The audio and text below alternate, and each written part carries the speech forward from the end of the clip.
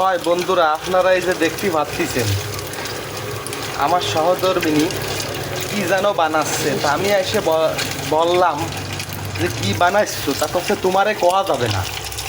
তা আমি বললাম কেন আমারে কোয়া যাবে না, আমি কি এরিছি? তা আমার নাকি স্বভাব খারাপ, আমি ড্যাঙ্গাই, ইডা কই উডা কই। তো যাও, আসলে আমি তো কতি চাই না, যা বাস্তব তাই কই, তা যদি গায়ে ফুসকা পড়ে যায় তা আমি কি এরতে পারি? তো যাও, আমার মনে হচ্ছে খাঁটি ভালোই হবে এই বলে মিষ্টি বানাচ্ছে। তা বাজারের বিকারা কি এই রামেরে বানায় না কি এরে বানায় তা তো আমি জানি না, তার কারণ আমি তো আর তা কোনোদিন দেখতে যাইনি। যাও, আমার বাড়ি যা বানানো আছে তাই আমি দেখতেছি।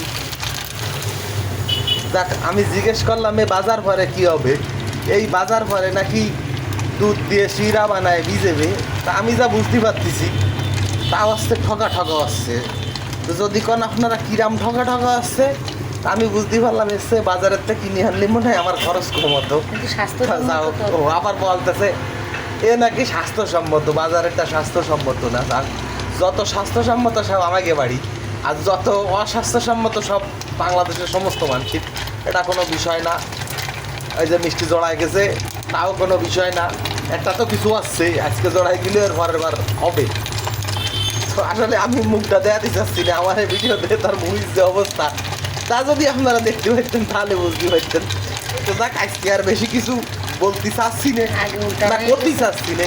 চেষ্টা করছিলাম খুলনার ভাষায় ভিডিও বানানোর জন্যই, তা আসলে সে খুলনার সেই লোকাল ভাষা তো পারি না। তার কারণ আমরা এমন এলাকায় বড় হয়েছি যা ওই বইয়ের ভাষা আর লোকাল ভাষা জড়ায় গড়ায় একটা কিছু অজাবরলা হয়ে যায়। তা যা হোক, মাঝে মাঝে দুই একটা ভিডিও আমি আমাকে খুলনার ভাষায় কইয়ে ভিডিও করার চেষ্টা করি, কেমন হয় তা জানি না।